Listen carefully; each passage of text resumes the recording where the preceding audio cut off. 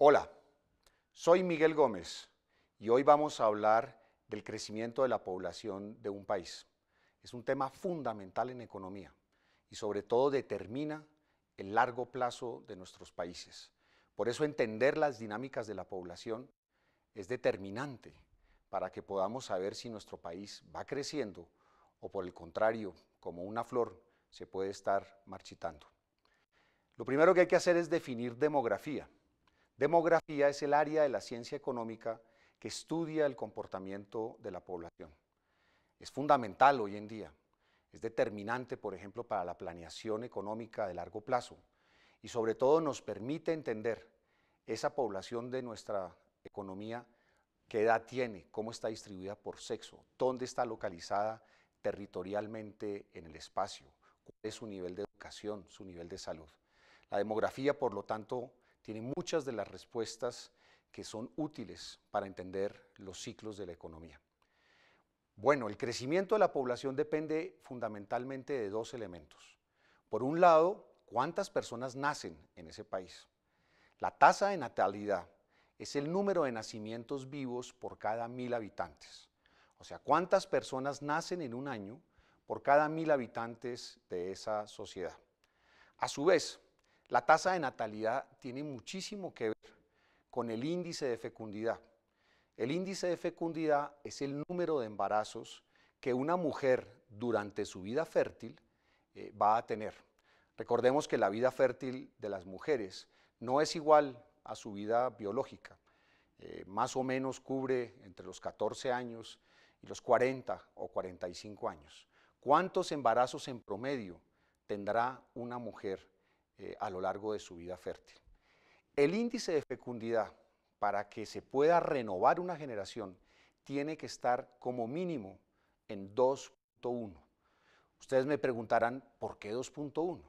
Bueno, porque de un hombre y una mujer tienen que salir por lo menos 2 personas.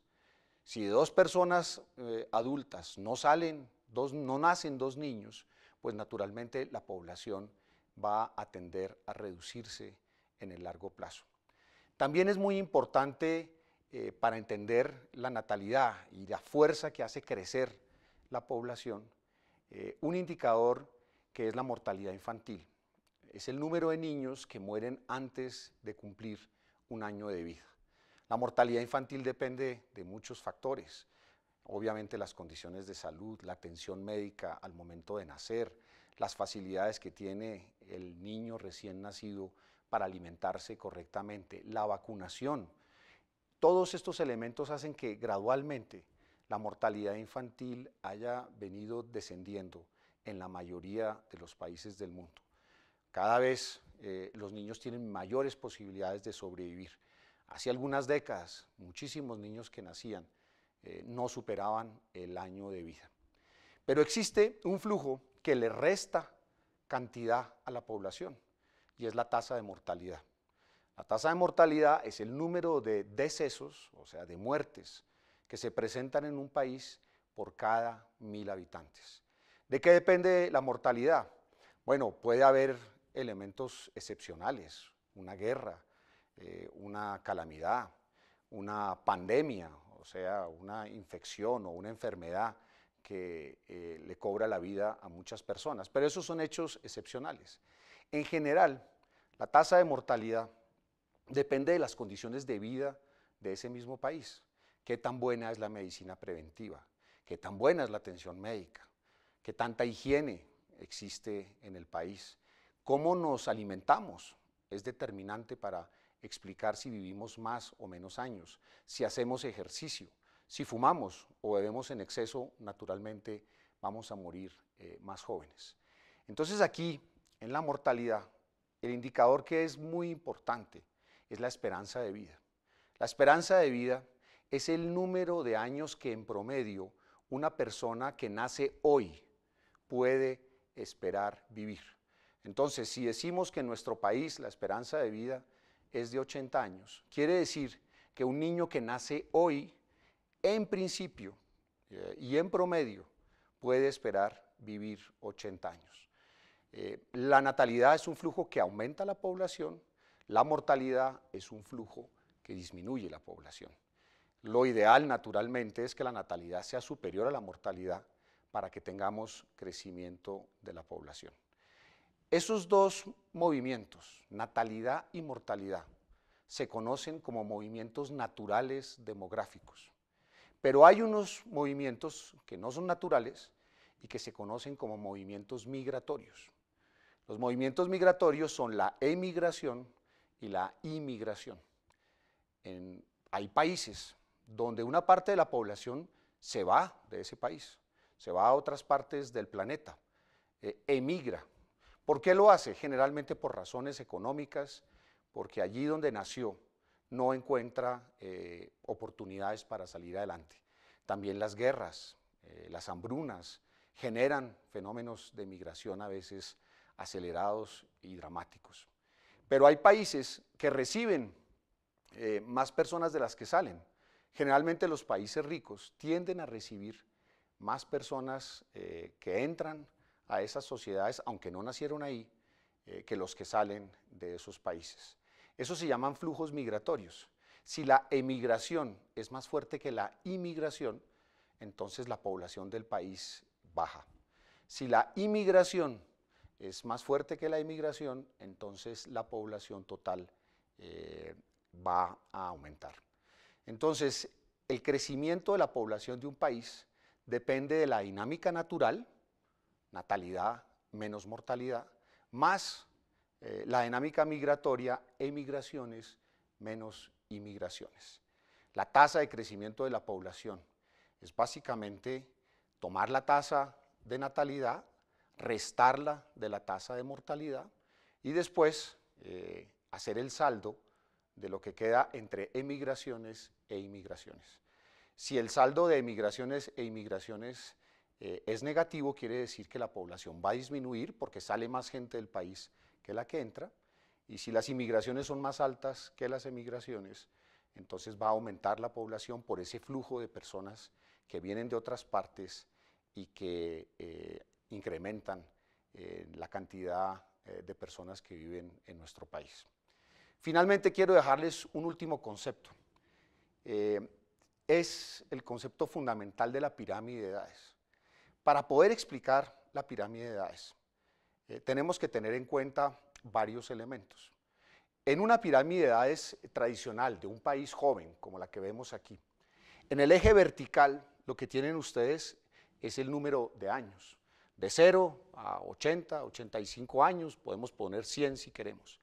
Del lado derecho encontraremos los hombres y del lado izquierdo las mujeres.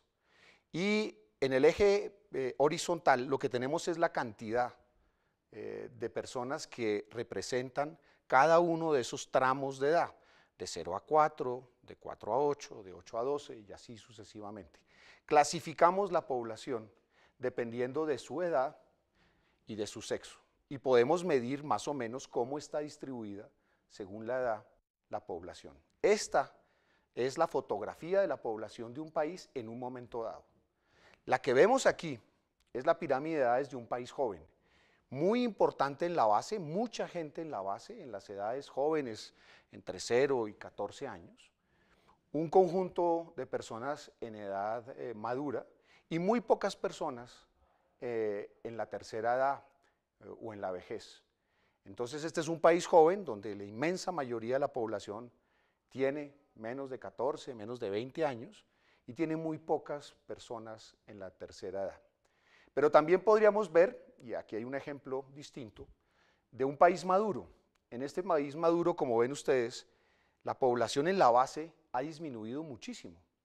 Cada vez hay menos jóvenes, el grueso de la población está en la edad madura y cada vez tenemos más personas en la tercera edad. En otras palabras, lo que está sucediendo es que la población está envejeciendo. Si sumamos las cantidades de los que están en la tercera edad más las personas que están en la edad madura, pues tendremos un porcentaje muy superior al 50%. ¿Qué sigue después de este país en edad, o digamos con una pirámide de edades de un país maduro? Pues sigue el envejecimiento de la población. Hay países donde las personas terminan teniendo muy pocos hijos, su tasa de fecundidad es muy baja y entonces lo que sucede es que gradualmente van envejeciendo. ¿Qué pasa en esos países? Pues que se pierde innovación, se pierde creatividad, la gente no le gusta cambiar, a las personas de mayor edad no les gusta que existan cambios, son reacios a la tecnología y entonces lentamente la productividad de esos países se va frenando y al mismo tiempo su crecimiento económico. En los países jóvenes, como en el caso de la primera pirámide que vimos, el problema es lo contrario. Hay demasiados jóvenes, no hay suficiente para todos ellos. Esos jóvenes necesitan educación, salud, recreación y naturalmente no están todavía en capacidad de aportar al sistema productivo y por lo tanto esa explosión demográfica hace que el crecimiento también tenga unos retos muy importantes.